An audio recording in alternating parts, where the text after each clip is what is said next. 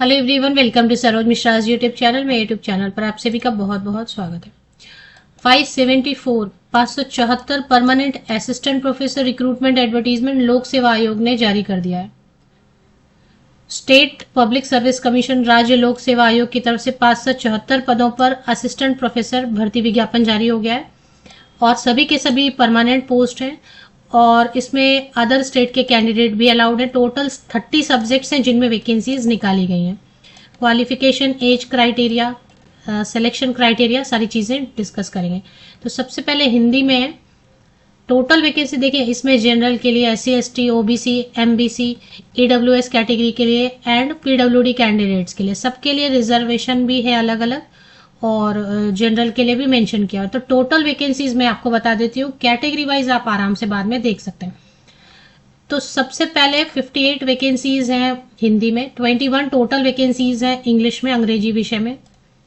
इसके अलावा संस्कृत में 26 वैकेंसीज हैं, उर्दू में 8 वैकेंसीज है, 8, पर्सियन में 1 वैकेंसी है, बॉटनी में 42, केमिस्ट्री में 55, मैथमेटिक्स में गणित विषय में 24, फिजिक्स में मतलब भौतिकी में 11 वैकेंसीज हैं, जूलॉजी में 38, ABST 17 वैकेंसीज हैं, EAFM टोटल 8 वैकेंसीज हैं, इकोनॉमिक्स में 23 वैकेंसीज हैं, स्टैटिस्टिक्स में 1, बिजनेस एडमिनिस्ट्रेशन में 10 वैकेंसीज हैं, ज्योग्राफी में 60, लॉ में 10, हिस्ट्री में 31, होम साइंस में 12, सोशियोलॉजी में 24, फिलोसॉफी में 7, पॉलिटिकल साइंस में 52 वैकेंसी है, पब्लिक एडमिनिस्ट्रेशन में 6, साइकोलॉजी में 7, garment production and export management में 1, ड्राइंग एंड पेंटिंग में 8 वैकेंसीज हैं, टेक्सटाइल डाइंग एंड पेंटिंग में 2 वैकेंसीज हैं, music vocal and music instrumental में 6 एंड 4, डांस में 1। ये टोटल 30 अलग अलग डिफरेंट सब्जेक्ट्स हैं जिनमें वैकेंसी नोटिफिकेशन रिलीज की गई है।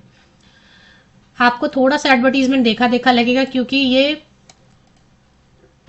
पहले आई थी और उसको फिर जो है ना बिल्कुल आज की नोटिफिकेशन है। मैं जब भी नोटिफिकेशन कवर करती हूँ तो मोस्टली सेम डे ही होता है। अभी बहुत लेट नाइट अगर एडवर्टीजमेंट आए तो भी नेक्स्ट डे, नहीं तो सेम डे या फिर जब ऑनलाइन एप्लीकेशन शुरू होता है उस दिन आपको मेरा एडवर्टीजमेंट का जो वीडियो बना के मैं अपलोड सेम डे लगभग कर देती हूँ या नेक्स्ट डे, या फिर जब ऑनलाइन एप्लीकेशन होता है तो एक रिमाइंडर वीडियो। तो विस्तृत विज्ञापन है, शॉर्ट नोटिफिकेशन नहीं है। हालांकि 18 सितंबर की डेट डली हुई, आपको ये विज्ञापन किसी किसी कैंडिडेट को देखा देखा लगेगा, इसलिए क्योंकि राजस्थान से ये नोटिफिकेशन नया विज्ञापन जारी हुआ है। पुराना एक बिल्कुल ऐसा ही पहले रिलीज हुआ था विज्ञापन जिसको कि अभी विड्रॉ कर लिया है, मतलब वो अभी नहीं है। सेम ऐसी एक एडवर्टीजमेंट पहले भी आई थी। राजस्थान लोक सेवा आयोग, राजस्थान पब्लिक सर्विस कमीशन 18 सितंबर की नई नोटिफिकेशन है। जिन्होंने पहले एप्लीकेशन किया था क्योंकि उसको रद्द कर दिया गया, उसमें फीस नहीं ली गई थी, उसको रद्द कर दिया गया। तो जिन कैंडिडेट ने पहले भी ये एडवर्टीजमेंट देखा था, पहले आई हुई थी एडवर्टीजमेंट, क्योंकि वो विड्रॉ कर लिया, वो रद्द हो गया, फ्रेश नोटिफिकेशन आई है, फ्रेश सभी को अप्लाई करना पड़ेगा। आप ऐसे कैंडिडेट हैं जिन्होंने पहले अप्लाई कर लिया है, मान लेते हैं, तब भी आपको फिर से अप्लाई करना पड़ेगा क्योंकि उसको जो है ना पुराना जो विज्ञापन जारी हुआ था उसको पूरी तरीके से विड्रॉ कर लिया, रद्द कर दिया। तो अब उस पर पुराना कौन एप्लीकेशन है, किसका एप्लीकेशन है, वो सब खत्म हो गया। अभी नए सिरे से आपको नया एप्लीकेशन सभी कैंडिडेट को करना है। इन अ वे अच्छा भी है जो नए कैंडिडेट नेट पास होते हैं, नए कैंडिडेट PhD मतलब होते, क्योंकि फिर 30 सब्जेक्ट में वैकेंसीज जल्दी आएंगी नहीं। गलत भी है कि एक बार आपने विज्ञापन निकाला, सबसे फॉर्म भराया तो सभी इंतजार कर रहे होते हैं, तो आप उसको प्रोसेस को खत्म करके नया विज्ञापन निकालो ना। इससे अच्छा आप कम वैकेंसीज के लिए, लेकिन पुराना वाला जो आपने विज्ञापन निकाला उसको प्रोसेस कंप्लीट करना चाहिए, रिक्रूटमेंट प्रोसेस। बट सभी जगह यही है, रिक्रूटमेंट निकालते हैं फिर रद्द करते हैं। असिस्टेंट प्रोफेसर का तो यही है, सबसे ज्यादा पढ़ाई इसके लिए ही करते हैं और सबसे हालत खराब इसी में है। अदर स्टेट के कैंडिडेट भी अप्लाई कर सकते हैं। और देखें, अनुसूचित पेज नंबर 3 पे टोटल 9 पेजेस की एडवर्टीजमेंट है। अनुसूचित जाति, अनुसूचित जनजाति, अन्य पिछड़ा वर्ग, अति पिछड़ा वर्ग, EWS कैंडिडेट, एक्स सर्विसमैन हेतु आरक्षित पदों पर राजस्थान राज्य के पेज नंबर 3 पे पॉइंट नंबर 7, राजस्थान राज्य के मूल निवासियों को ही देय होगा। जो रिजर्वेशन का बेनिफिट है। अन्य राज्य के आवेदकों को उक्त लाभ दे नहीं होने के कारण उन्हें सामान्य वर्ग के अंतर्गत ही आवेदन करना होगा।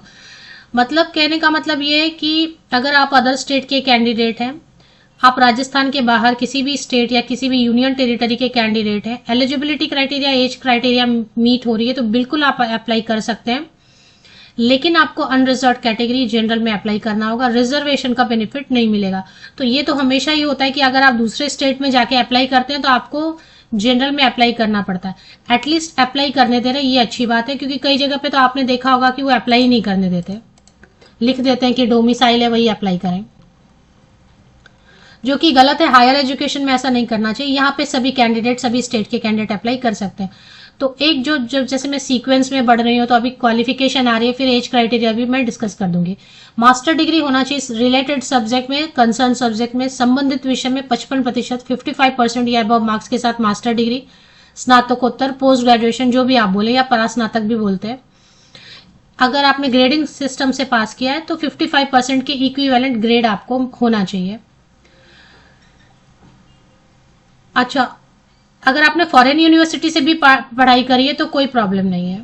इंडियन यूनिवर्सिटी, इंडियन कॉलेज से तो किया है, वो तो करेंगे ही अप्लाई। अगर आपने फॉरेन यूनिवर्सिटी से भी पढ़ाई करी है तो भी कोई प्रॉब्लम नहीं है। यूजीसी नेट अगर आपके पास है तो आप अप्लाई कर सकते हैं। अगर साइंस सब्जेक्ट के लिए सीएसआईआर नेट है तब भी आप अप्लाई कर सकते हैं। अगर राजस्थान का सेट स्लेट आपने कभी भी पास किया हुआ है, क्योंकि सेट या स्लेट क्या है, किसी स्टेट का है तो आप उसी स्टेट में एलिजिबल होते हैं अप्लाई करने के लिए, सेट या स्लेट पास करके। नेट आपने किसी भी राज्य से पास किया हुआ है, प्रॉब्लम नहीं है। लेकिन नेट में और सीएसआईआर नेट में एक प्रॉब्लम ये रहती है कि आपने किस कैटेगरी से नेट पास किया है। अब अन्य राज्यों के कैंडिडेट हैं, अगर आप अदर स्टेट के कैंडिडेट हैं और आपने ओबीसी कैटेगरी में ही नेट पास किया या सीएसआईआर नेट, तो अदर स्टेट के कैंडिडेट तो यहाँ जनरल में अप्लाई करेंगे। तो वो सब थोड़ा सा आपको टर्म्स कंडीशंस पढ़ के ही अप्लाई करना होगा। चलिए, अभी सेट है तो राजस्थान सेट या स्लेट तो आप अप्लाई कर सकते हैं। या फिर अगर जिनके पास पीएचडी हो गई है, जो यूजीसी नॉर्म्स को ओबे करते हुए, फॉलो करते हुए सही पीएचडी डिग्री से अवार्डेड है, तो वो बिना नेट के, बिना सीएसआईआर नेट के, बिना सेट स्लेट के अप्लाई कर सकते हैं। तो पीएचडी कैंडिडेट्स अलाउड है, नेट सेट से एग्जम्प्टेड है। Foreign top 500 world university ranking में आने वाले किसी फॉरेन यूनिवर्सिटी या फॉरेन इंस्टीट्यूशन से भी अगर आपने पीएचडी कर लिया है तो भी आप बिना नेट के, बिना सेट के अप्लाई कर सकते हैं। चलिए, अब इसमें जो है ना, कुछ सब्जेक्ट के लिए हो सकता है कि डिफरेंट होता हो, क्योंकि अभी कुछ सब्जेक्ट में नेट नहीं होता है, सीएसआईआर नेट नहीं होता है, तो इसके लिए 5% की रिलैक्सेशन मिलती है। अगर आप SC/ST कैंडिडेट हैं, मोर बैकवर्ड क्लास या बैकवर्ड क्लास या PWD कैंडिडेट हैं, तो उनको 55% के बदले अगर आपने मास्टर डिग्री में 50% भी, 50% भी स्कोर किया है तो चलेगा। अगर आपने 2002 के पहले ही किसी भी स्टेट से सेट या स्लेट कर लिया, किसी भी स्टेट से, बिहार से भी सेट कर लिया है, बिहार मतलब यूपी से कर लिया, या केरला सेट कर लिया, या कर्नाटका सेट, लेकिन 1 जून 2002 से पहले, तो दूसरे स्टेट का भी सेट स्लेट चलेगा। यहाँ पे ध्यान देने वाली बात है कि सेट या स्लेट जो होता है ना, वैलिड होता अपने स्टेट में, लेकिन एग्जाम्प्ट किया बहुत पहले ही आपने कर लिया था सेट स्लेट, जून 2002 के पहले किसी भी स्टेट से, तो अदर स्टेट से भी सेट या स्लेट है तो वो भी यहाँ पे अप्लाई कर सकते हैं। कंडीशन इतना है कि 1 जून 2002 से पहले आपने सेट या स्लेट किसी भी राज्य से कर लिया है। अब इसमें जो है ना, आयु की गणना पहले कर लेते हैं। शैक्षणिक अर्हता संबंधी प्रावधान। पद की अपेक्षित शैक्षणिक अर्हता के अंतिम वर्ष की परीक्षा में सम्मिलित हुआ हो या सम्मिलित होने वाला व्यक्ति भी आवेदन के लिए पात्र होगा। तो अभी आप फाइनल ईयर में पढ़ रहे हैं ना, या फिर आप फाइनल एग्जाम दे रहे हैं, वो भी कर सकते हैं अप्लाई। अपीयरिंग कैंडिडेट भी अप्लाई कर सकते हैं, तो फाइनल ईयर वाले भी कर सकते हैं। सिर्फ उसका ये है कि आपका जब भी इंटरव्यू के लिए आपको बुलाया जाएगा तो तब तक आपका मास्टर डिग्री का पासिंग सर्टिफिकेट या मार्कशीट या कोई भी प्रूफ हो जाना चाहिए इंटरव्यू के टाइम तक कि आपने 55% या 50% जो भी है कंडीशन कैटेगरी वाइज, उतना आपने पास कर लिया है। इंटरव्यू के वक्त तक भी आप पास करेंगे तो चलेगा, ये काफी आपको दे रहे हैं। मिनिमम जो है एज 21 ईयर्स होना चाहिए। अधिकतम आयु 40 ईयर्स रखा गया। 40 ईयर्स किन के लिए? जो जनरल कैंडिडेट हैं, अनरिजर्व कैटेगरी में अप्लाई करेंगे उनके लिए। अगर आप राजस्थान के एसटी, एससी, बैकवर्ड क्लास, मोर बैकवर्ड क्लास, ईडब्ल्यूएस कैटेगरी से हैं तो 5 ईयर्स की रिलैक्सेशन है। तो 21 to 45 ईयर्स तक के राजस्थान के रिजर्व कैटेगरी के कैंडिडेट अप्लाई कर सकते हैं। अगर आप फीमेल कैंडिडेट हैं किसी भी स्टेट से, आप बिहार से है, यूपी से है, दिल्ली से है, केरला से है, कर्नाटका से है, पुडुचेरी से, कहीं से भी है, फीमेल कैंडिडेट हैं तो उनको भी 5 साल की छूट मिल रही है 21 to 45 ईयर्स जनरल कैंडिडेट के लिए। अब अगर आप राजस्थान के फीमेल कैंडिडेट हैं जो रिजर्व कैटेगरी से आते हैं, राजस्थान के फीमेल कैंडिडेट जो रिजर्व, तो उनके लिए 10 साल की छूट है। तो 21 to 50 ईयर्स तक के फीमेल कैंडिडेट जो रिजर्व कैटेगरी राजस्थान की है उनके लिए एज लिमिट। अगर विडो है या डाइवोर्सी वीमेन है तो आप जब तक चाहें, जिस एज तक चाहें आप अप्लाई कर सकते हैं। और अगर आपकी सिलेक्शन होती है तो आपको बिल्कुल जॉब मिलेगी। कोई भी अपर एज लिमिट विडो या डाइवोर्सी वीमेन के लिए नहीं रखी गई है।